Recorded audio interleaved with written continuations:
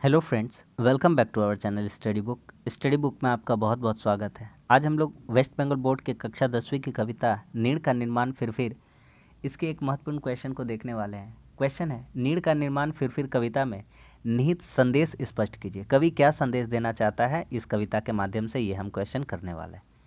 तो सरल सा क्वेश्चन है, छोटा सा क्वेश्चन है, और हमारा कोशिश यही रहेगा कि हम आपको क्लास में अधिक से अधिक बातों को याद करवा दें। तो पूरा शिद्दत से 1 से 2 बार देखिए, आपको हम वादा करते हैं कि ये क्वेश्चन आसानी से याद हो जाएगा। तो चलिए बिना किसी देरी के शुरू करते हैं। क्वेश्चन है, नीड़ का निर्माण फिर कविता में निहित संदेश। क्या कवि संदेश देना चाहता है? ठीक है, इससे संबंधित जितना क्वेश्चन कराए थे आपको एक आइडिया लग गया था। हम क्या बताए थे कि यह जो नीड़ का निर्माण फिर कविता हरिवंश राय बच्चन जी के द्वारा लिखी गई है, और यह कविता की रचना कब की जाती है? जब हरिवंश राय बच्चन जी की पहली पत्नी श्यामा की मृत्यु हो जाती है, श्यामा बच्चन जी की। उसके उपरांत इस कविता की रचना की जाती है। जब कवि के जीवन से सब कुछ लगता है कि समाप्त हो गया है, वह घनघोर अंधकार में डूब जाता है, उसे कहीं भी आशा की किरण नहीं दिखाई देती है, तो उस संदर्भ में यह कविता की रचना की जाती है। देखते हैं, समझते हैं। यह जो नीड़ का निर्माण फिर है, कहाँ से लिया गया? सबरंगिनी से उद्दित है।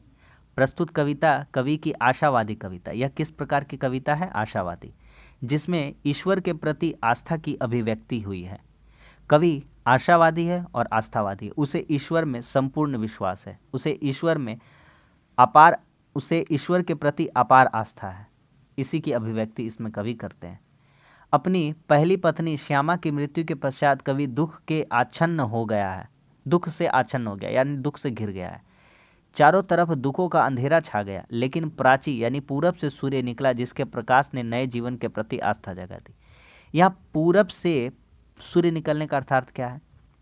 जब कवि की पहली पत्नी की मृत्यु होती है तो उसके जीवन में एक घनघोर अंधकार छा जाता है, और यहाँ प्राची से सूर्य निकलने का अर्थात पूरब से सूर्य निकलने का अर्थात है कि कवि जब अपनी दूसरी पत्नी से विवाह रचाता है, अर्थात तेजी बच्चन से। तो कवि जो हरिवंश राय बच्चन है, उनकी दूसरी पत्नी का नाम क्या है? तेजी बच्चन। जब इनसे इनका विवाह होता है तो उनके जीवन में आशा की नई किरण फूट पड़ती है। वही कवि कहते हैं कि आशा रूपी पक्षी ने, आशा रूपी पक्षी यहाँ किससे कहा गया है? द्वितीय पत्नी यानी जो कवि है उनकी दूसरी पत्नी तेजी बच्चन, आकर जीने की चाह जगा दी है और फिर से नीड़ के निर्माण की यानी नई गृहस्थी बसाने की। कवि यहाँ पर नीड़ के निर्माण, जिस तरह से एक पक्षी के लिए सब कुछ उसका घोंसला होता है, उसका घर घोंसला होता है, पक्षी के जो घोंसले हैं उसके टूट फूट जाने पर, विनाश हो जाने पर, छत विछत हो जाने पर भी जो पक्षी है हार नहीं मानती है, पराजय स्वीकार नहीं करती है, तिनका चुनकर फिर से एक नए घोंसले का निर्माण करती है। तो हमें उस चिड़िया से सीख लेनी चाहिए। तो कवि यही कहता है हम मनुष्यों को भी कि अपने जीवन में निरंतर हमें आगे बढ़ना चाहिए इस पक्षी से सीख लेकर। तो नीड़ से निर्माण की अर्थात नई गृहस्थी बसाने की आकांक्षा मन में जाग उठती है। एक वक्त ऐसा आता है जब हम देखते हैं कि कवि घनघोर अंधकार में डूब जाता है अपनी पहली मृत्यु के पश्चात, लेकिन उसी तरह से पूरब से एक सूर्य निकलता है, अर्थात कवि के जीवन में आशा की नई किरण जाग उठती है जब उसने दूसरा विवाह रचाया अपनी दूसरी पत्नी तेजी बच्चन से, और मन में आकांक्षा जाग उठी नए जीवन के निर्माण की। प्रस्तुत कविता के माध्यम से कवि कहना चाहता है कि मानव को दुख में इतना नहीं डूब जाना चाहिए कि फिर उठ ही न सके।